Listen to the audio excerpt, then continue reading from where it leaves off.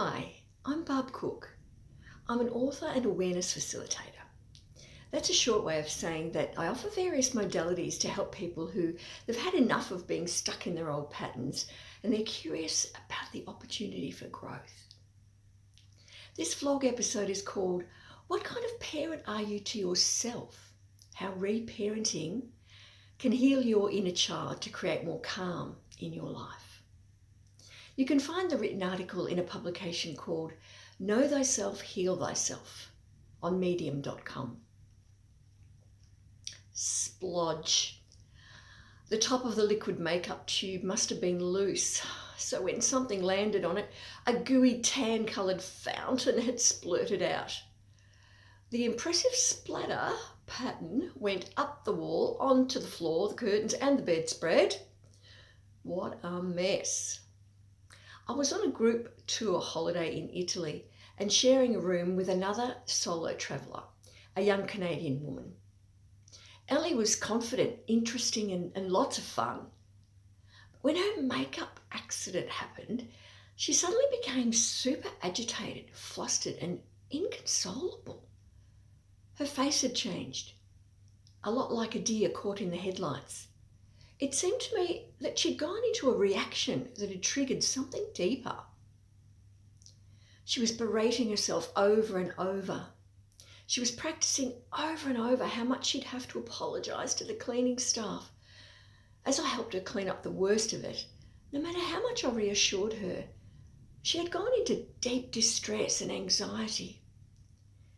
She kept repeating, "I'm such a clumsy klutz. I always was and I still am. Clumsy klutz." I know it's a mess, but why the label? Now, I wasn't familiar with this Canadian slang, and I was surprised at the vehemence with which she delivered the words. It seemed to me that in that moment she became a very judgmental, unforgiving parent to herself. At the same time, I could see that she became very young, a panicky little girl close to tears. This incident had triggered or activated what we could call her inner child. All of us as children are prone to moments of tipping things over, dropping plates of food, spilling paint or art supplies, and generally causing messes. It can be a frustration for a harried parent already busy with a multitude of tasking. It got me wondering why I don't go into this distressed state whenever I drop or spill things. It's usually a case of, "Oh, damn," or a stronger expletive, depending on how busy I am or the extent of the mess, and then getting on with it, the business of cleaning it up. I wondered why I would be able to respond to that accident on our Italian holiday by apologising to the cleaning staff and perhaps buying them a little treat or a thank you card for causing them more work, without all the self-berating. I wondered why I wouldn't immediately jump to the label of being a clumsy klutz. I wondered if a messy accident happened just once or 10 times, would I be able to deal with each incident without applying that clumsy klutz label? It got me recalling that my mum had usually simply said, "Damn," then gotten on with the job of cleaning it up, probably with annoyance, but without resorting to labelling me or running me down. Keeping the story going, I wondered whose voice it was in Ellie's head that had created some kind of a story around making messes, had put her into a box and set her clumsy klutz identity in stone. I wondered if maybe she hadn't even heard it from someone else, but decided to run herself down and label herself in this way. She was now either using the same words on herself as had been used on her, or was continuing to cement some story she'd made up about herself.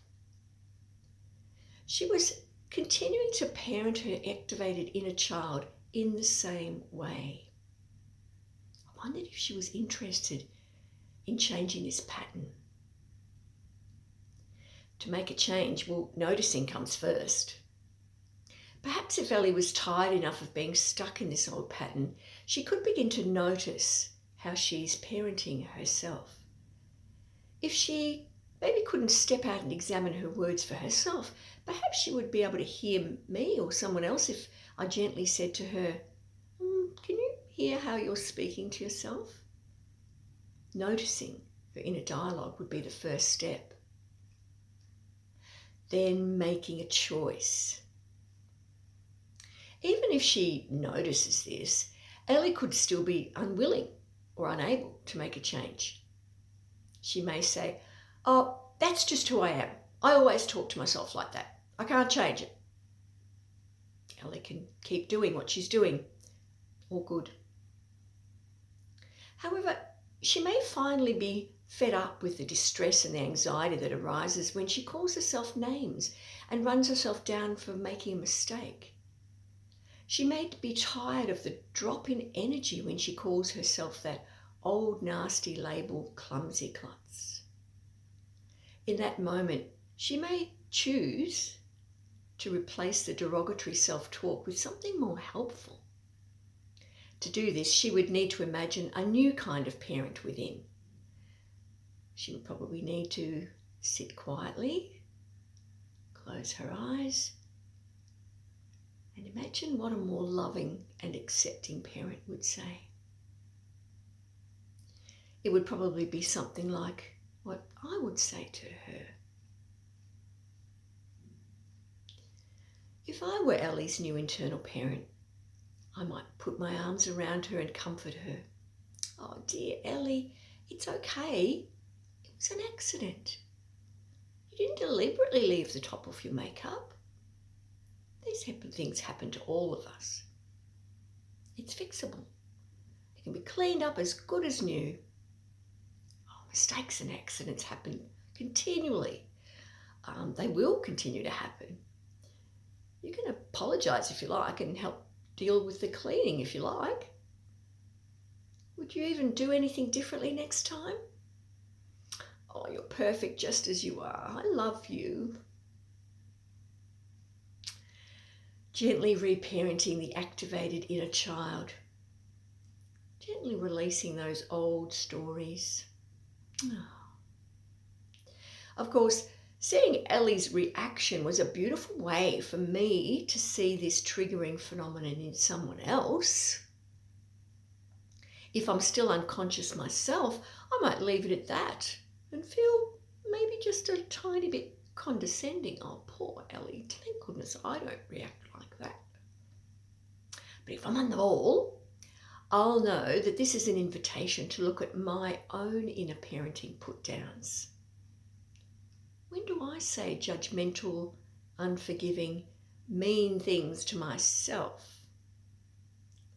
Am I ready to ask myself, can you hear how you're speaking to yourself, Barb? There's a couple more episodes in this serial reparenting story.